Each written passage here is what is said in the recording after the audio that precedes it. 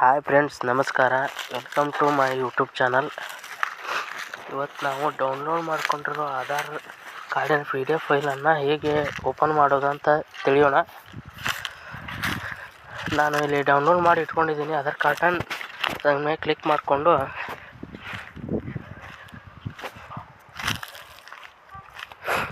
ಈ ರೀತಿ ಬರುತ್ತೆ. ಇಲ್ಲಿ ಪಾಸ್ವರ್ಡ್ ಹಾಕಿದರೆ ಆಧಾರ್ ಕಾರ್ಡ್ ಓಪನ್ ಆಗುತ್ತೆ.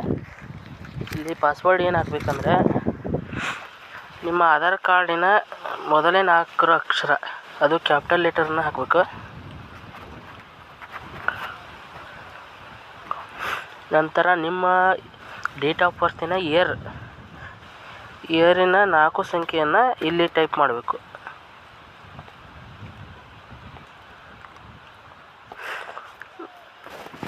ಟೈಪ್ ಮಾಡಿ ಇಲ್ಲಿ ಓಕೆ ಕೊಟ್ಟರೆ ನಿಮ್ಮ ಆಧಾರ್ ಕಾರ್ಡ್ ಓಪನ್ ಆಗುತ್ತೆ.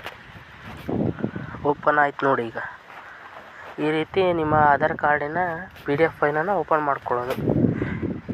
ಈಗಲೇ ನಮ್ಮ ಚಾನಲನ್ನು ಸಬ್ಸ್ಕ್ರೈಬ್ ಮಾಡ್ಕೊಳ್ಳಿ. Thank you.